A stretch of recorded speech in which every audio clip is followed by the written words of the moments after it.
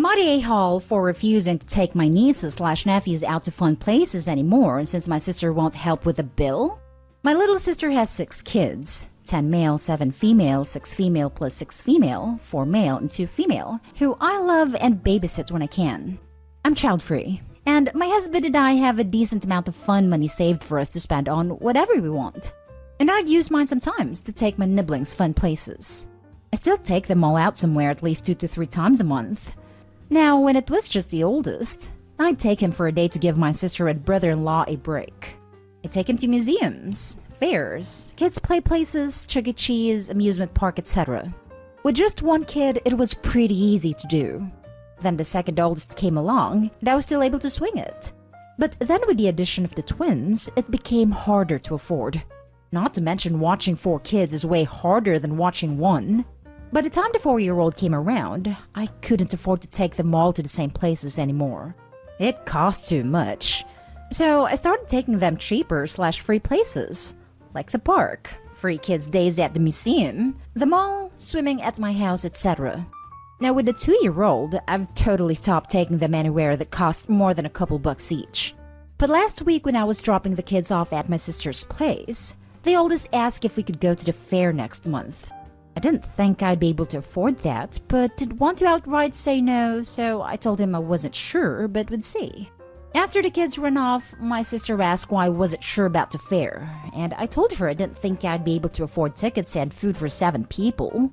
She said it couldn't cost that much, so I told her that each ticket was about $10 the last time we'd gone, and that wasn't counting the money spent on food. I said I'd be happy to take them all to the fair if she paid for at least the tickets. She went off saying that she and brother-in-law didn't have that kind of money, how they had 8 mouths to feed and clothes to buy, and she couldn't waste money on the fair. I asked why she thought I was made of money, and she said I had more money than them.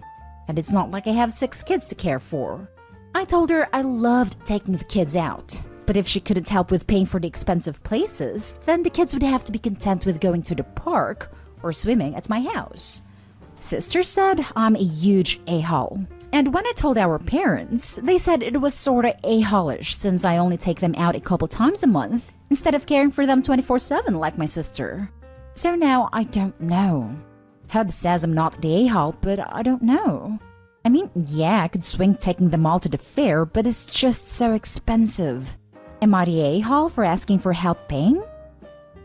Now for the top comments before reading Opie's little update. Not the a-hole. So if she can't afford places like the fair because of having 8 mouths to feed, why does that responsibility have to fall on you? She's being entitled instead of grateful that you've done as much as you have all these years. Being child-free doesn't mean to have all this disposable income to spend on other people's kids, no matter how much you may love them. Not the a-hole. OP, you take your nieces and nephews out 2 to 3 times a month, which is far more than most aunts and uncles do. And rather than be grateful, your sister is demanding you do more. Your sister is quick to count and spend your money. I think you've found a very wise solution to continue spending treasured time with your nieces and nephews without breaking the bank. You've done nothing wrong at all. It's your sister who's being an unreasonable a-hole. I grew up very close to my aunt and uncle, and some of my fondest memories with them are from when one or both of them babysat us at their house while my parents were both at work. Mom was a part-time worker, so it only happened occasionally that her and my dad's shifts lined up like that, and would spend time with them. My brother and I would play ball hockey in the basement with my cousin. We'd play GameCube, etc. They don't need to be taken to expensive places to create a strong relationship and happy memories with you. The fact that you want to be so present in their lives is amazing. Trust me, my aunt and uncle passed away now, but I will always have my love and memories with them. And your nieces and nephews will too, whether you paid to take them somewhere or not. Definitely not the a-hole here. Not the a-hole. If your sister doesn't have that kind of money, maybe they should stop having children. I'd have stopped at the same point as you. I wouldn't be willing to look after 4 kids even if the tickets were paid for. She should be grateful you're essentially offering free childcare. This. So not only is Opie babysitting 6 children for free, but must also be willing to spend $100 plus as well? 6 kids at the fair may cost $70 to get in, but fair food is also expensive. Plus, I can't even imagine the stress of juggling 6 kids at the fair. Bathrooms alone would be a nightmare. Update. I want to thank everyone for all the amazing comments and DMs. After all the resounding not day hall comments, I've come to the conclusion that I'd become used to my family's treatment of me over the years. I'd always been aware it wasn't really fair, but I put up with it to keep the peace and see my nibblings regularly. But I can't keep spending such outrageous amounts of money on kids that aren't even mine anymore. Especially when I'm not even getting a half-assed thank you in return. It's not fair to me. So I called my sister and told her I won't be taking her kids out for fun days for the foreseeable future. I told her that she's been really entitled to expect me to foot the bill to babysit her kids, and if she apologizes sincerely, then I might start taking them out again sometime in the future. But for now, I'm gonna keep my distance. She didn't take it well, and called me a lot of hurtful names before hanging up on me. Not long after, Mom called me and told me I was being selfish and rude. But I snapped at her that she was being rude. Expecting me to pay upwards of hundreds of dollars a month for kids that I didn't give birth to while cuddling my sister was horrible parenting. And I said how sick and tired I was of being treated like free babysitting for my sister just because I never popped out any grandkids for them. And if she and my sister thought taking all the kids out 3 times a month was no big deal, then I'll send her the bill. Which I did. I sent her pictures of the receipts from the last 3 places I took my nieces/nephews. Each one being no less than $70. She hasn't called or texted me back. I'll just see what happens. But thanks everyone. Now for the next story. Am I the a-hole for telling my dad to buy stepsister old consoles if he wants her to have them so bad? So I, 16 female, started babysitting 2 years ago. I then moved from that to a retail job back in October. I have saved some money and decided to indulge in getting some vintage consoles. Consoles I missed out on, but see games I want to play. I found places that sell them pretty cheap. I've always been a gamer, and it's the only passion I'm glad I can explore more than the older stuff. Ever since I got a 3DS, not one of the older consoles, but I wasn't allowed to have before, my stepsister, 14 female, has wanted to use them too. Mostly the PlayStation and Nintendo consoles. I have always said no. She's careless and demanding, and to me that's the #1 reason she isn't going to get her hands on them. One day we got into a huge fight over it, and she laid on a guilt trip about siblings always sharing, how I'm her big sister and should include her in this stuff. I told her it wasn't going to work on me. She ran to tell my dad, who has bent over backward for her since he married his wife 5 years ago, and sure enough he tried to do the same again. He told me they weren't really mine since I was his minor kid, they were his. And he wanted me to share with her. I told him he didn't earn the money, that if he argued about him paying the bills, I could just store them until I move out. He told me to stop being a brat and stop hurting my sister's feelings.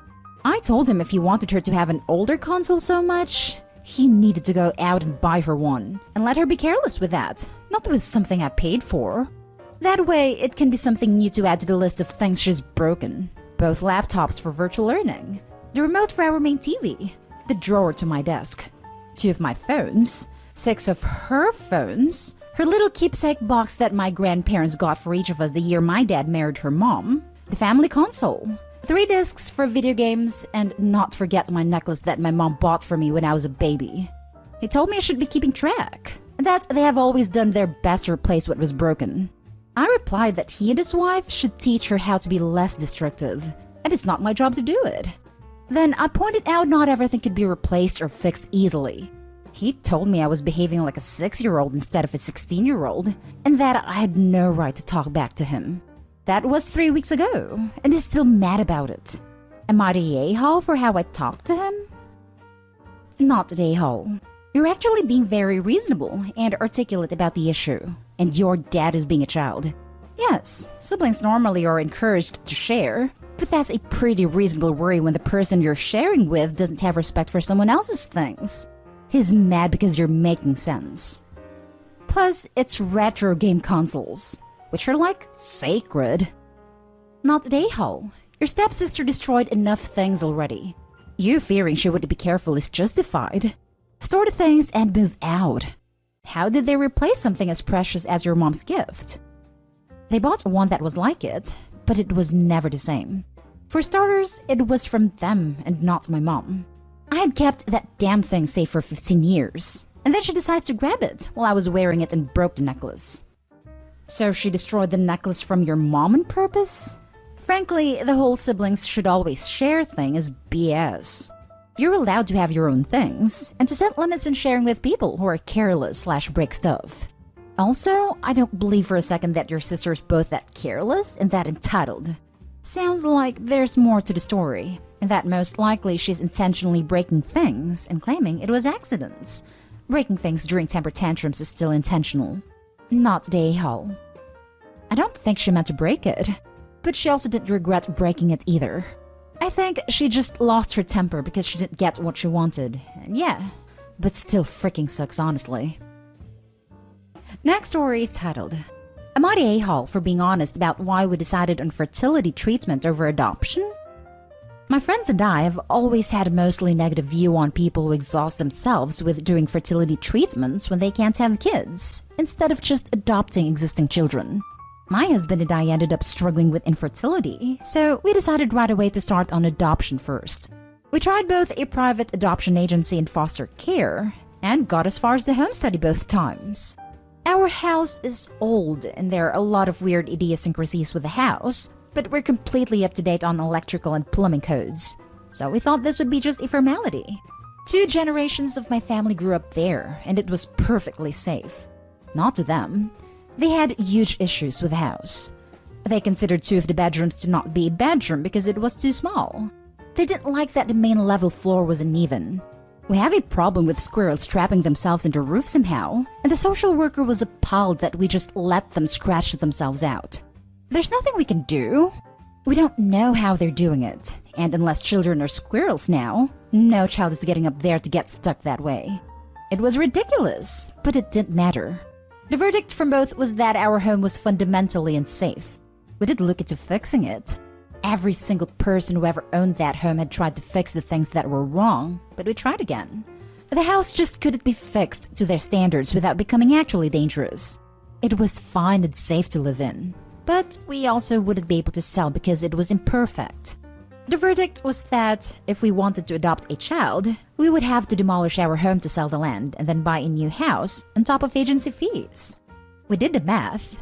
The truth was that, with housing prices in our area, adopting a child would actually cost us at minimum $450,000.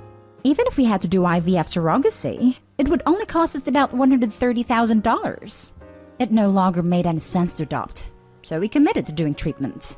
Our total ended up being much less than that because, thankfully, our first round of IVF worked, and we didn't need a surrogate.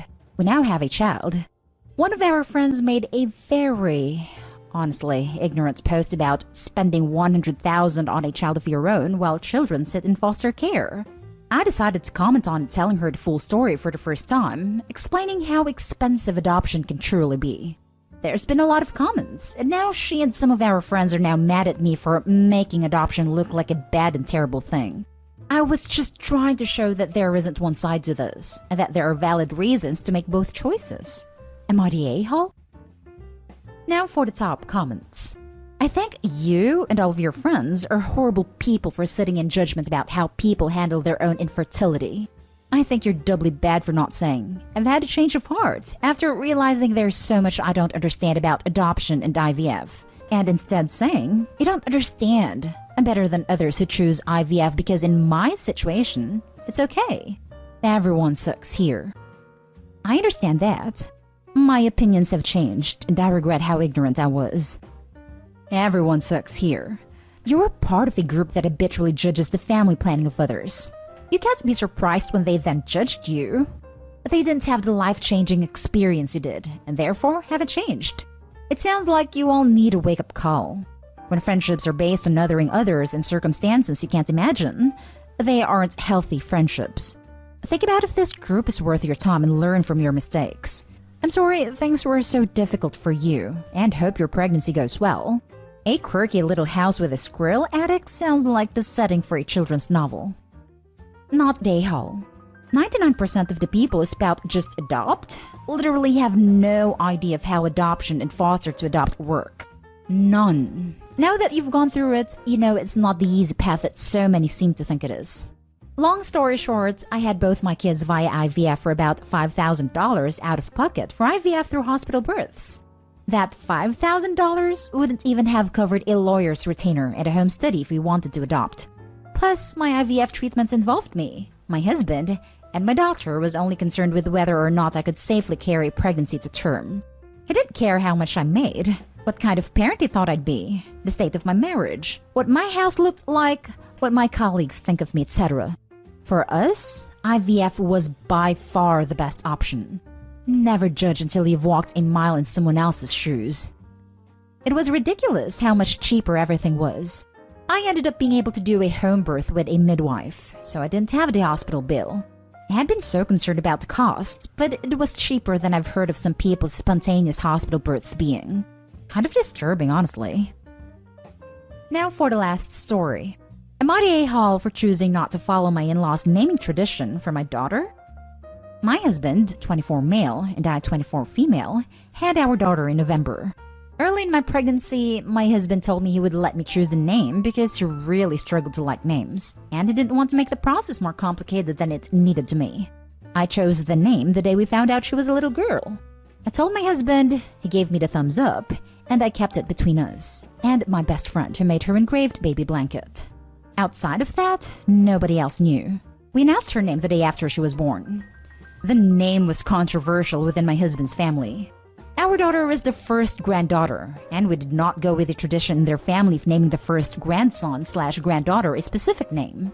To make sure I'm being clear, in my mother-in-law's family, the first male of each generation is named John, for example, and the first female is named Emily. Mother-in-law's oldest grandson is John, but our baby girl is the first granddaughter and was not called Emily. They are very hurt that I would not honor their tradition. It has become a feud because they feel like I disrespected them, and that I should have wanted my daughter to carry on a long-held family tradition that means so much to the family, and I have struggled with some guilt since. My husband told them it was our decision, and sooner or later the tradition was going to be broken, and I did nothing wrong. But my mother-in-law, and especially my oldest sister-in-law, the mother of John, have not given up. Sister-in-law claims that by using a different family middle name, a name shared by both a grandmother of his and a grandmother of mine, it was an even bigger middle finger to them. I told them she is mine and my husband's daughter, and our wishes should be respected. They claim it was still a a-hole thing. Am I the a-hole? Not the a-hole. Repeat after me. I'm sorry you feel that way. Call us when you're over it. This. I hope no one in their family wants to document their genealogy. That would be a nightmare with all those Emilys and Johns. It also becomes a big problem in the digital age with mail, medical records, insurance, etc. Trust me, my husband's grandfather changed his name to a name he liked. Let's say Michael. Then he named his son Michael, and his daughter named her son Michael, and my husband is also Michael. Not one of them goes by Michael except on legal documents. We're constantly getting mail for each other, having to clarify records, etc. Yes, I honestly love my son's name, named the third, but using the family name was a huge mistake. Name Senior is an imprisoned child violator. Name Junior always had issues with background checks before she transitioned to female when our son was 3 years old, and then she hated constantly hearing her dead name. Not a-hole. This entitled mentality that some family members have over their kids' lives is unbelievable. Name your child what you like and enjoy the good life. Also, congrats. Edit. I might also add that the sister-in-law is probably projecting regret that you did something she wouldn't. I just get flabbergasted that somebody can expect the name of the child can be defined like that. Not a-hole. Why do people think that a couple's baby is somehow the possession of the whole family? This is your baby. They don't get a say, period. I can't imagine the entitlement of a family thinking they should have more say over a baby than the baby's own mother.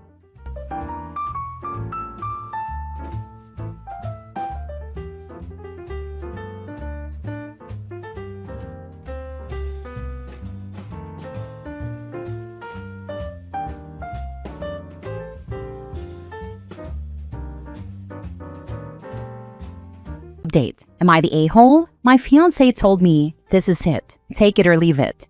So I gave him the ring back and told him to get out of my house. Original post. My fiancé Tom, 37 male, and I, 28 female, have been together for 2 years. He moved into my house 6 months ago and proposed a month ago. I thought we were solid, but now I'm questioning everything. I inherited a fortune 3 years ago. It changed my life, but I live below my means. I work part-time as a teacher, travel, and have a non-profit in the works. I budget carefully so the money lasts. Only my dad and sister know the full amount. When Tom moved in, I paid for everything except most groceries. He wanted us to eventually buy a bigger house together so his dad could move in. I said no to living with in-laws, but suggested maybe a separate unit someday. He pushed back, but agreed we needed to discuss finances first. Tom earns about $10,000 a month and has $100,000 saved. I have millions invested and about $40,000 a month in income from it. When I told him, he was shocked. He said if I have so much, why not just buy the house and cover everything? I explained that just because I can doesn't mean I should. I proposed separate finances, a joint account for expenses, and splitting costs proportionally to income. I also told him I wanted a prenup. That's when things blew up. He argued we should be equal partners, meaning I buy the house in both our names even if he doesn't contribute. We fought about this for days. Eventually, he gave me an ultimatum. Final offer. You buy the house, we each own 50%. I'll sign the prenup. Take it or leave it. I asked if that meant breaking up if I said no. He hesitated, but said yes. So I left it. I took off the ring, told him it was over, and that he needed to move out. He backtracked, saying he didn't really want to end things, just wanted me to agree. He accused me of throwing away our relationship for money. I told him he threw it away by demanding I fund our life and give him half of the assets I work to protect. Now I'm wondering if I sabotaged my relationship. I love him, but I don't think it's fair to bankroll a grown man or accept ultimatums about my own money. Am I the a-hole? Edit. When we first started dating, he understandably questioned how I managed my lifestyle on a teaching salary. I explained that I had a small inheritance which allowed me to buy my house and have some savings to live on. I admit I may have been wrong to be vague, but at the time we were just starting to date and I wasn't comfortable sharing all the details yet. My house is nice, but nothing extravagant. And during our relationship, we always split expenses 50-50, dates, trips, everything. When he moved in, I offered to keep covering the utilities, since I was already paying them, and he would handle groceries. Things were fine until after we got engaged. I pushed for us to discuss everything openly before marriage, and we agreed on most things. About his father moving in. This isn't something he wants right away, but he says eventually his dad would move in so he can take care of him. I adore his father, but I personally don't want to live with in-laws. His solution was that we should buy another house together, so he would feel like it's our home instead of him living in my house. I understood that perspective, but the new house would also have to be larger if his dad were to move in, which I'm not comfortable with. About finances. Initially, when we discussed buying another house, the plan was to contribute together. But once we started looking at what we could afford, we had to lay our finances on the table. When he found out my net worth, everything shifted. He said that if we split 50-50, we couldn't afford a bigger house. And since I had the means, I should buy the house myself, but it would still be our house. I told him that whatever amount he contributes would equal his share of equity in the property. Maybe I was naive, but until this point, I never saw signs of him being a gold digger. He never pressured me to pay for things and always split expenses fairly. That's why this change has been such a shock. Right now, I'm locked in my bedroom, and I told him he can sleep in the guest room tonight, but that he needs to move out tomorrow. We haven't spoken since. That's where things stand. Thank you all so much for the support and comments. It means a lot. Now for the top comments before reading the update. The first dumb thing you did was tell him the amount of money you have, because even if you two do stay together and eventually get married, he's going to be constantly thinking about that money and trying to find ways to get as much of it as he can. You all have got to learn how to stop running your mouth so much. I understand that you have to let your partner know a little bit, but he did not need to know exactly how much money you have. Men can be just as greedy as women. Let a woman find out that a man has a bunch of money and she's going to do everything in her power to get as much of it as she can. It's going to consume her. Men can be the same way. I think you breaking up with him was probably the best thing to do because your marriage would have been all about money. I agree with you. I normally don't talk about money or share this kind of information, but since we were engaged, I honestly thought it was only fair for both of us to understand where we stood financially. I realize now that it might have been a mistake, but at the time I truly believed I was doing the right thing for our relationship. Not the a-hole. I was taught firmly and with no nonsense from a very young age to never place an ultimatum I didn't mean, never place it in anger, and never bluff. Not when it comes to relationships, not when it comes to money, not when it comes to family, and not when it comes to employment. So basically never. Ultimatums made to try to push someone into what you want? There's a word for that. Manipulation. That's what people mean when they say no ultimatums in relationships. It's how we confuse them with manipulative bluffing. Never bluff out here, people. Never. It's disrespectful to yourself and the person you're bluffing. Have better ethics and self-pride. An honest ultimatum is a heartbroken proposal coming from a place of having tried absolutely everything else. He's stupid and avaricious too, trying to negotiate with you about money that people died in order to pass down to you. Good riddance. I agree with you. That ultimatum felt really manipulative to me, and I refused to accept that. That's why I was so cold when I called it off. I felt like he was just trying to manipulate me to get his way. Now for the update. This morning, I woke up and Tom had made breakfast and asked if we could talk. He said things got out of control last night and that he wanted to explain his side. He told me he was upset that I had lied about my finances and felt like I didn't trust him. He said the money difference made him feel that I would always have more power in the relationship and that he might be vulnerable to financial abuse. He insisted that he wasn't interested in my money, but wanted to feel that I would choose him over money.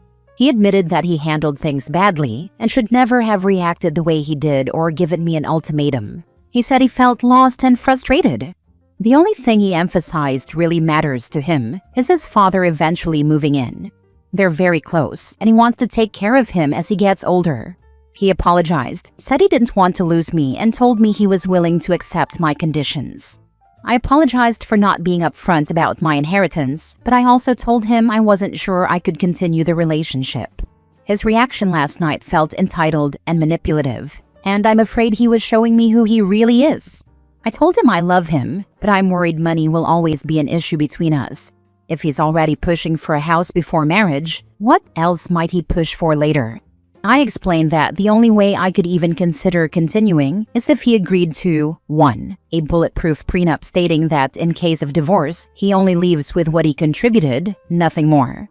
2. Agreeing to buy a house together, but his equity would reflect his contribution only. I also suggested options like a guest house for his father or a condo nearby, but not living directly with us. 3. Creating a monthly budget where we both contribute proportionally to our incomes into a joint account for shared expenses, while keeping separate accounts for personal money. 4. Going to counseling together. He agreed to all of this. Still, I told him I don't know if I can trust him again and need time to think. He agreed to go stay in a hotel for a few days to give us both space. Right now, I honestly don't know what to do. Part of me sees his point and wonders if he just overreacted. But another part of me is afraid that if I ignore his behavior, I'll be setting myself up for bigger problems in the future. I would really appreciate your help in figuring out where to go from here. Change the locks on the house while he's at the hotel. I'm serious. Like you said, he's untrustworthy at this point. If you have a sick family member, you and your family look after that person. Dragging someone you've been in a relationship with for 6 months into this is very weird, inappropriate, inconsiderate, and forceful of him. Thanks for the advice. I'm calling a locksmith to change all the locks just in case. We've been together for 2 years, but only 6 months living together. Please don't ever move a man into your home again. I know you were engaged, but next time look for a guy who owns his own home and has equity. I've posted a few comments about people who marry to climb the property ladder. This guy has plenty of cash, or so he says, and could easily own a home or a condo somewhere, but he doesn't. He saw your nice home and figured he could marry you, get you to sell what you have, trade up, and become co-owner. Because once you marry and buy a new house, that's marital property. Don't do this again, please. You don't need to date men in your financial bracket, but find one who did what you have done. Invest in a home for himself. Money doesn't change people, but it exposes their true self. Take that information as you will. It's funny because my relationship mirrors OP's in a lot of ways. I make about half as much as Tom. My partner has several millions of inherited wealth across various accounts and trusts, and when her father dies, she'll inherit around $20 million more. We are engaged currently. Tom's behavior is very strange to me. Like I said, I make about half as much as he does, about $5,000 take-home per month, but I consider that a good job. I'm a nurse, so I have a lot of security. I'll never be independently wealthy, but I will always be able to afford a modest but comfortable lifestyle. Because of that, I want no part of my fiancé's finances. The house we live in is hers, and I am so fortunate for that because I don't pay rent. I also don't have to worry about major unexpected expenses. Cat needs surgery, car broke down catastrophically, house flooded. My partner has got it covered. I cover groceries and pull my weight when it comes to house chores. I keep her informed of how much I have in my accounts, and if she needs me to chip in a bit more, I do, but mostly I can save a lot of it. We have an ironclad prenup in the works right now, and we were both very clear early on about requiring such a thing prior to marriage. I've seen how stressful it can be managing so much money. It's a blessing in our lives, but it's also a huge burden and a ton of work for my partner in a lot of ways. I want no part of that stress. I'd much rather support my partner from the sidelines without staking any claim to her fortune, because at the end of the day, I benefit hugely from that fortune, even if I am not gaining equity on a house or anything else. I don't factor in breaking up, because that was never my money to begin with. It's nice to know that despite the wealth disparity between us, we agreed really early on that we'd keep our finances mostly separate, responding to each other's financial needs on a case-by-case basis, and that we wouldn't fight about money. Over 3 years in, we've kept up that bargain.